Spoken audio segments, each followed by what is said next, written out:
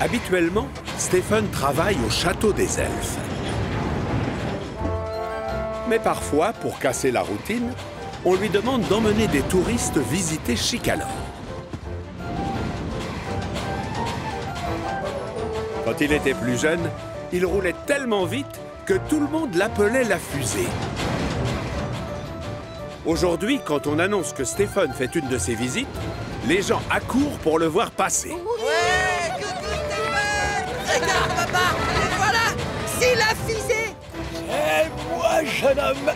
Oui, j'avance tel le vent! Mais s'il a toujours gardé son surnom, on ne peut plus dire qu'il roule à toute vapeur.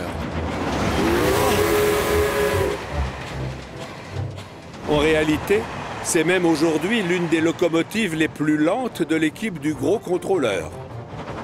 Oh, Ce qui pose problème à certains. oh, cette tortue ne devrait pas pouvoir utiliser la ligne principale. Laisse-moi passer, vieille tortue. Tu es trop lent pour être utile et efficace.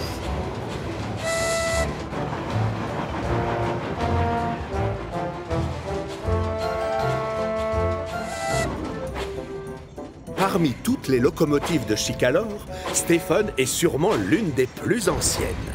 C'est lui qui livre tout ce qu'il faut pour le château. Et c'est lui aussi qui se charge de faire les visites.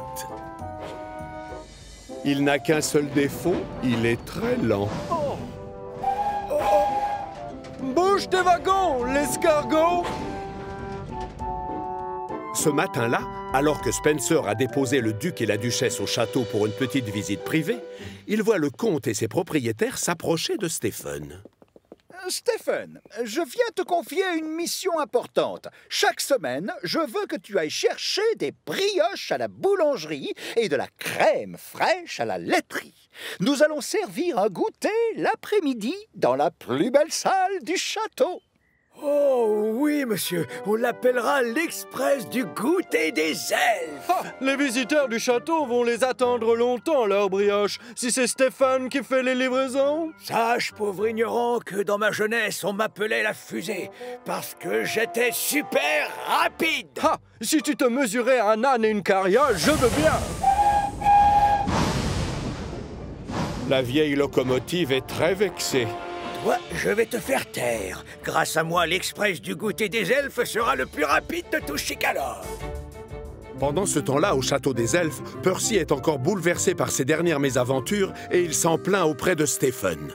Quelle poisse! Tu as encore tes 4 roues et un jeu complet de pistons, non? Tu devrais au contraire te considérer comme très chanceux. Oui, d'accord, mais pourtant C'est drôle, j'ai connu des locomotives qui avaient la guigne comme toi. Certaines emportaient un gris-gris avec elles pour attirer la chance. D'ailleurs, moi, j'ai un fer à cheval porte-bonheur. J'aimerais bien avoir un peu de chance ce matin. À ce sujet, tu sais quoi? Pourquoi tu ne prends pas mon fer à cheval porte-bonheur? Oh, merci beaucoup, Stephen. Tu viens de me sauver la vie. À partir de maintenant, grâce à toi, je vais travailler sous une bonne étoile. Je te le souhaite, Percy. Avec cet objet, la chance devrait enfin te sourire. Et quand il emprunte le chemin du retour, Stephen est persuadé qu'il roule très vite. Laissez passer, l'Express du goûter des elfes est attendu! Hélas, Gordon, qui se trouve juste derrière, n'est pas tout à fait du même avis. Tu te traînes, l'escargot. Tu vois bien que l'Express aimerait passer, alors avance. Pourtant, je suis déjà au maximum, là. Je n'ai pas le temps d'attendre, alors je prends les commandes. La patience, c'est une qualité qui manque à Gordon. La preuve. Gordon, qu'est-ce que tu fabriques? Oh, oh, oh, oh. Hey, doucement, je te rappelle que je suis plus tout jeune. Gordon fait celui qui n'a rien entendu et fait rouler Stephen à fond les wagons. Mais quand ils arrivent au croisement avant le château, Gordon ralentit pour que Stephen puisse changer de voie. Maintenant, tu sais ce que c'est qu'un express, collègue.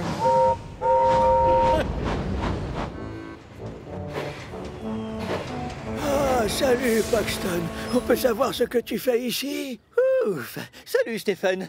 Thomas a perdu sa vigueur, alors j'essaye de la retrouver et Ben, je me suis dit que ce nuage, le petit blanc, c'était ça. Celui-là? Ah non, tu vois, ça c'est un simple nuage.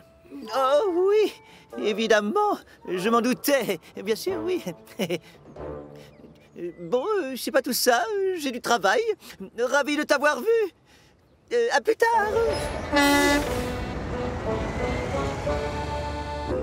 Tiens, qu'est-ce que tu fais là? Je croyais qu'on te surnommait la fusée. Le gros contrôleur et Madame Hat doivent sûrement être déjà au château pour le goûter. C'est alors que Stephen a une idée.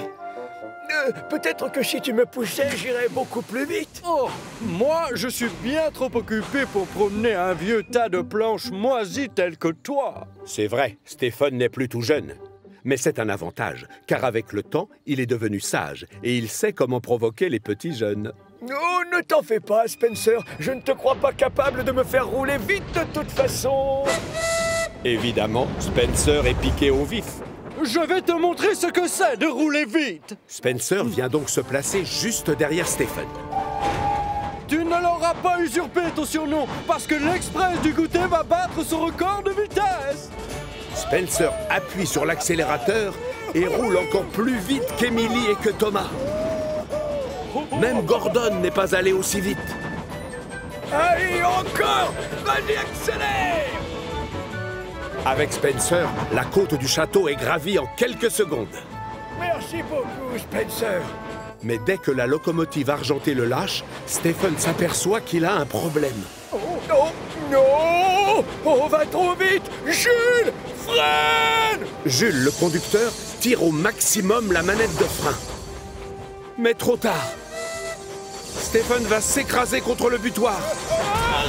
Le choc projette dans les airs le tonneau de confiture de fraises, celui de framboise et même celui d'abricot. Et devinez où ils vont atterrir?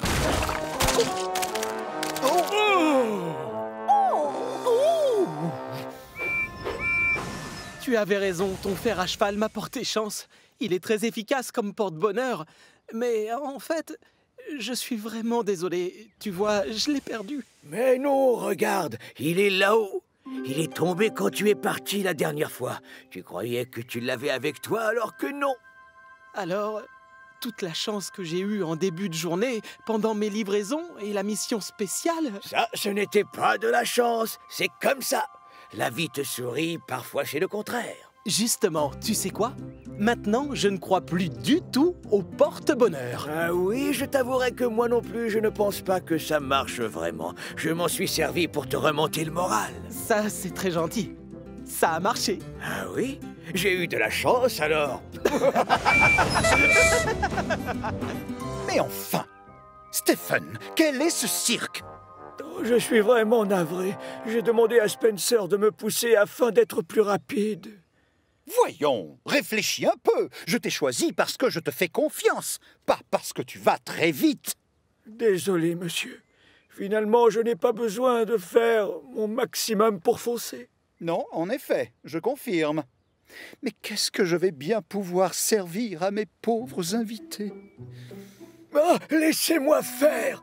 Je dois retourner chercher de la confiture pour les gourmands. Et donc pourquoi les visiteurs ne monteraient-ils pas à bord d'un wagon et comme ça, ils pourraient boire du thé tout en faisant une promenade en train? Tout le monde trouve l'idée excellente. Peu après, la vieille locomotive reprend donc tranquillement le chemin du port, ses passagers confortablement installés dans le wagon. La confiture est vite chargée, et en fin de journée, tout le monde est ravi d'avoir pu profiter d'une chouette promenade et d'un excellent goûter. Oh, laissez passer l'escargot! Ah, non, pardon. Laissez passer l'express du goûter des elfes! Un peu plus tard, le gros contrôleur vient constater les dégâts.